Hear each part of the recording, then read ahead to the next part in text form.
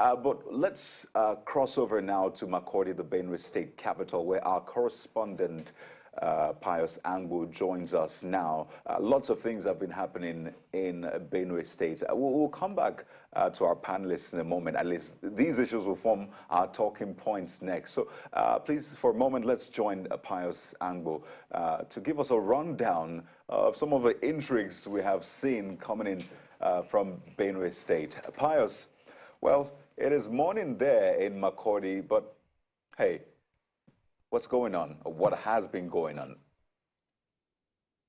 Well, Kayode, you're welcome to Makurdi, the Benue State capital, this Tuesday morning. It's my birthday today, by the way.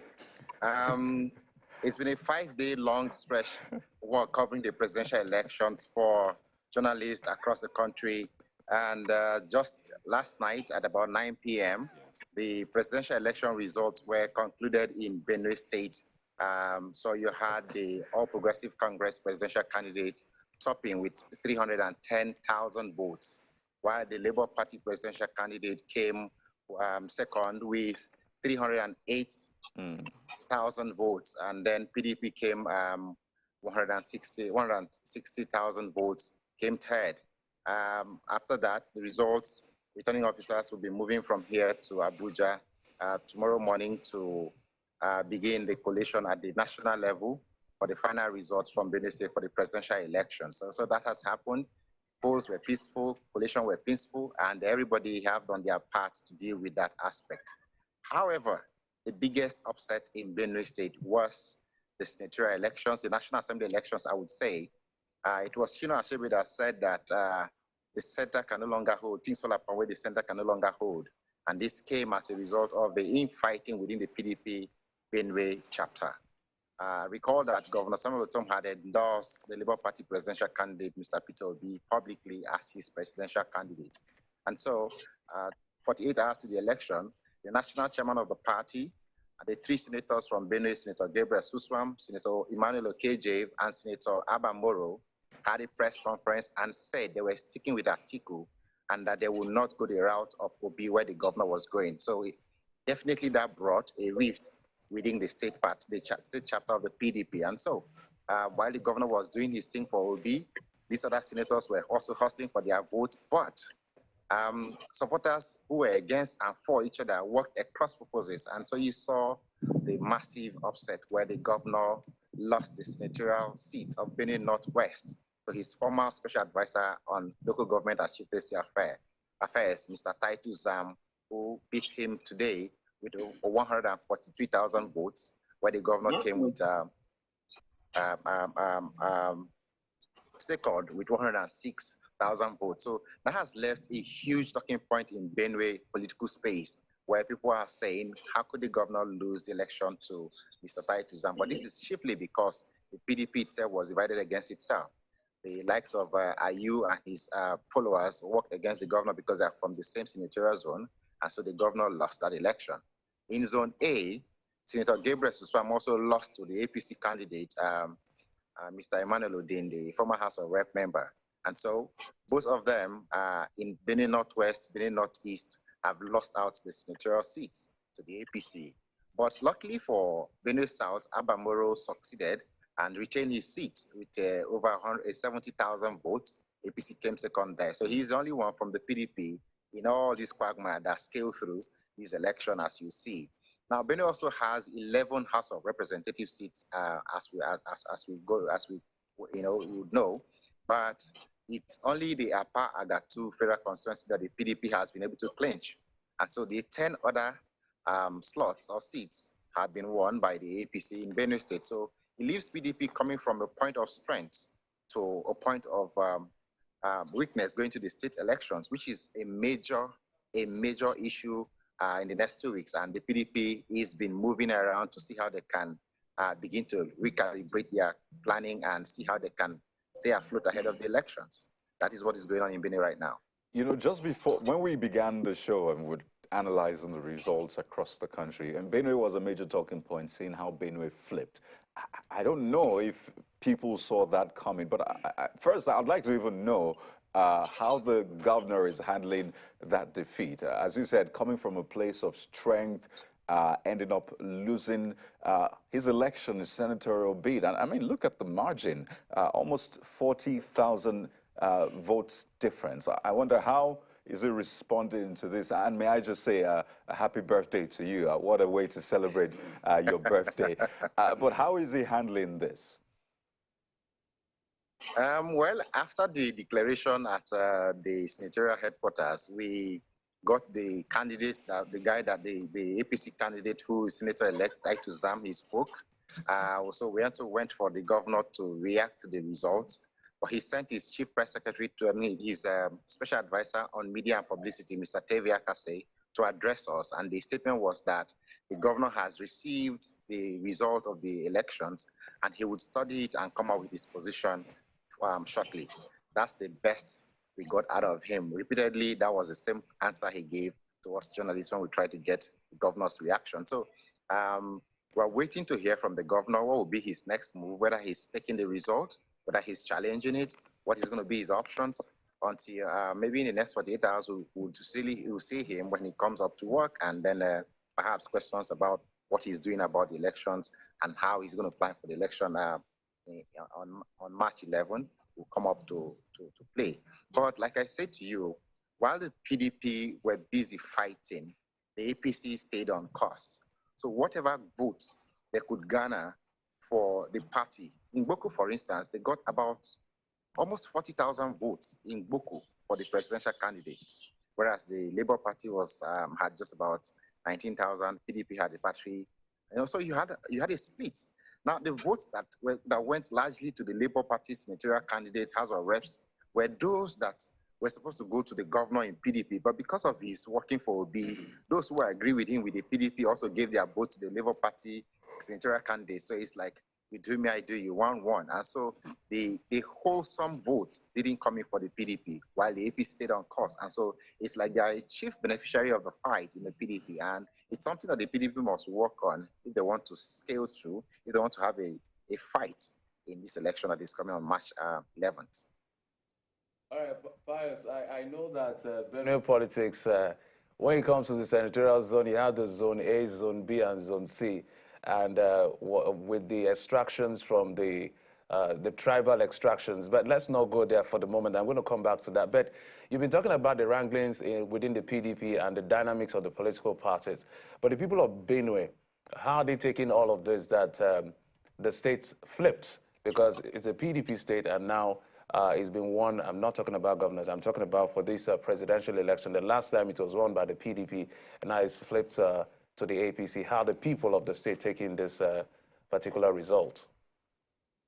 If you were to divide Makurdi into two, say north and south, where you have the APC people, they are celebrating that the governor has lost his election, is a hallmark of their victory. That's what they are holding on to steadfastly, that the head has been affected in the PDP. If you ask the guys in the PDP, they feel they're in sober mood right now. They're wondering how this could happen. And so for them, it's a question of what can we do to salvage what is ahead? Because what has happened is in the past. They can do nothing about it. So it's a mixed reaction of those who are sympathetic with the governor, his followers, his supporters. They are not happy about it, but they are thinking of strategies to adopt. But those who have benefited from this victory, from this fight, they are celebrating. Facebook is agog. They are calling themselves. They are sitting out. They are telling you that we're sharing drinks, join us, and all that. That kind of stuff is going on in Makurdi right now. So it's pretty hard to tell what the general feeling is. But it tells that in 2015, same thing happened here in Benue. Governor Gabriel Swan was sitting. No, he ran for Benue North East Senatorial District. He was defeated by APC candidate in Barnabas Gemade. So as a same time, Governor Ortom came in also as governor of the state 2015. And so it's repeated again. The sitting governor in PDP has lost his senatorial seat. We're hoping that it's not the same thing as they had in the governorship election in 2019, but it's all about what they do going from here, whether they're going to be sulking or they're working to deliver their party. Yeah, so Pius, what could have changed? Because, like you said, you know, the PDP, which established again by Jeff here that the PDP is the Benue is a PDP state, but like you said, 2 seats gone. just won for the Senatorial, and of course, so many lost also, for the federal House of Representatives. Remember, yeah, So what could have changed? What, could have swayed the mind of the people, to go the other way? Well, as you'd very well know, one of the factors you would say quickly is that there is infighting in PDP. And so, because the governor briefed and endorsed Obi publicly, the other three senators, including the one he was representing, he was going to take over from, Senator KJ, joined the national chairman to brief and say they were sticking with the PDP. Effectively, it means that they had taken a side in their camp while the governor was on his own. So it came across that the party and these leaders were working at cross purposes, because at the end, Suswam and the governor were not looking at the same picture. Suswam was working for Atiku, governor was working for Obi. Okeje was sticking with the party because he said he was hoping for the resolution of the crisis within the PDP for them to work for the PDP. But because the governor had taken a stand to work for Obi, he was going to work for the party. Now, in working for the party, the interest of the party was not protected by the governor's choice. And so I think that they also went to hurt him or get at him, and so they worked against his interests, which is what led to the election, because the senatorial zone, Benue Northwest, which is called Zone B, is divided into 4 local governments in Minda axis, where the governor comes from: Makodi, Guma, Gwe West, and Gwe East. That's called Minda axis. Then the second part of it is called Jengba, where you have Boko, Buruku, and Taka. This is where Akume, Senator George Akume, the Minister for Special Duties, come from. That's where the National Chairman, Dr. Ayu, comes from. That's where Senator KJ comes from in Buruku. So these three also felt that this is a divide within the bloc. And so they worked this interest in Jengba, while Minda worked this interest in that. And the guy who defeated the governor is from Minda as well with the governor. So if the governor was hoping to have a bloc vote from Minda, because the candidate of the APC was also from Minda, that was a split for him already. Jengba was where the fight with him and Ayu and Akume has been. And so you don't expect that the bloc vote you would expect coming from that would sustain him. And he didn't come because APC won largely in those spaces. And this is why that he is. Then the second point is that you also have the APC governorship candidate is a reverend father who has been known to conduct mass healings and a whole lot of followership from both those in the township and the rural communities. And so this has been the mantra they've been driving. So that, I think, also has an effect. But because the PDP largely didn't sit to aggregate appropriate votes, APC just did the best they could. And this is why you see the result from Benue Northwest in Zone B and Benue Northeast in Zone A. These two gladiators losing their elections, as well as 10 House of Representative seats. Before now, PDP had about 9 of those 11 federal House of Representative seats. Now they have just 1 as we speak, all due to this intra-party crisis. Yeah, so, I mean, it's quite interesting because, when you were making mention of all of the factors, responsible, for this colossal loss, about the PDP, I was hoping to hear one thing, which was, performance. But, I mean, all I kept hearing was individuals, interests, and egos. Isn't performance one of the key indicators that should have ensured victory for anybody, any political party? I mean, maybe in Benue State, the case might be different, but, enlighten me. If you, Matthias, if you ask me, if you ask the governor, I've been here for almost 8 years with him. And with the challenges Benue State has had in the last 6 years with insecurity, you know very well that the state government a lot of times have to support the security agencies on ground to do the jobs, even though they answer to the federal government. Now, this takes a whole lot of funding from state government if they are doing this. For instance, the Federal Refine's account of how much it's costing them to maintain peace in Kaduna. The same thing is happening in Benue State.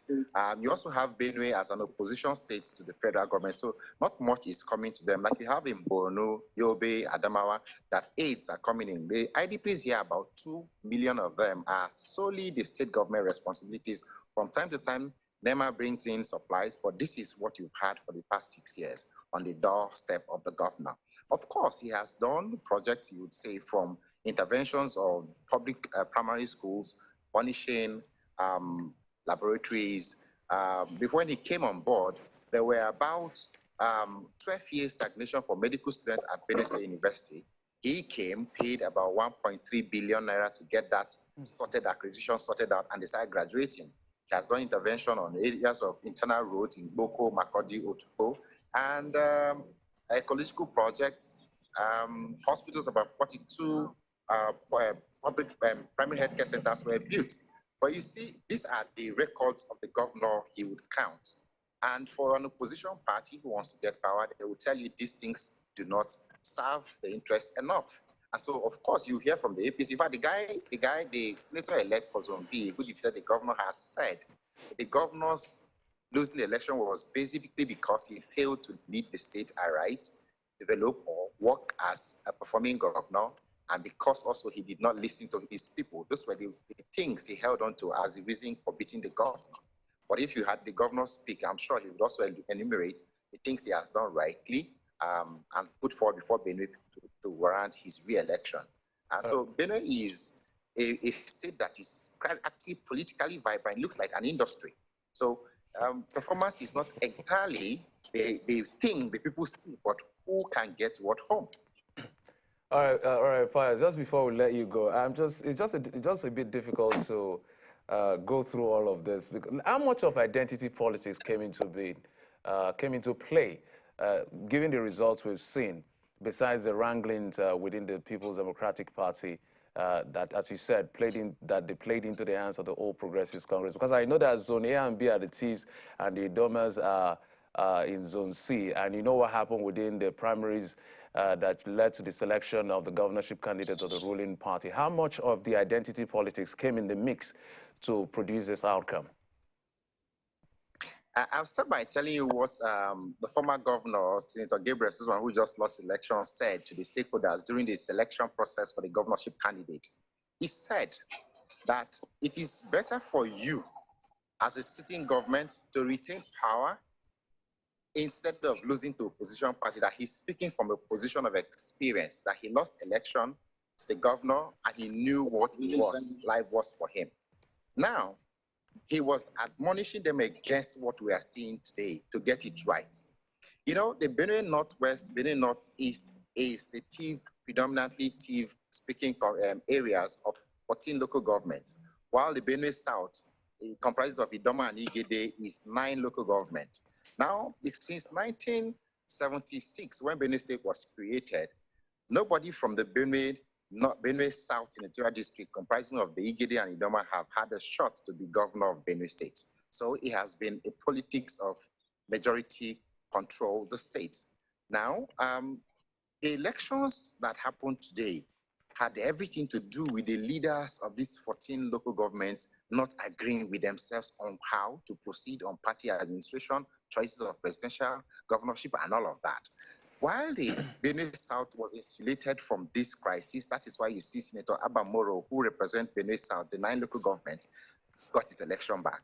The people stuck with the PDP and delivered him because generally they seem to be like, okay, we are the ones dealing with the problem of marginalization. So what we have is let us protect and keep pushing the frontiers. Whereas what they have here in the 14 local government is that we control the state, we want to control the narrative, the political power in the state, and so are you on his own? The national chairman is picking his own fight, the governor is picking his own fight, Suswam is mediating, hey, don't do this, let's stay together because I know what losing power means, but none of those were the position as you speak today. So this wrangling is going on within the 14 TIV-dominated local government areas. Of course, the APC has made an inroad in Benue South, but they came second in that election, Benue South Senatorial District, but it wasn't enough to clinch the ticket. The incumbent retained his seats.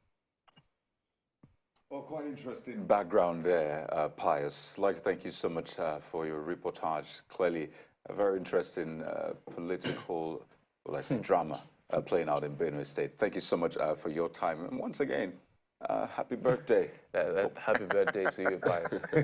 Hope we get that cake. Thank you very much. Hope we get the cake. Thank you very much. Make sure you send the cake to Lagos. I will do it. I will do it. All right. Electronic copy. Okay.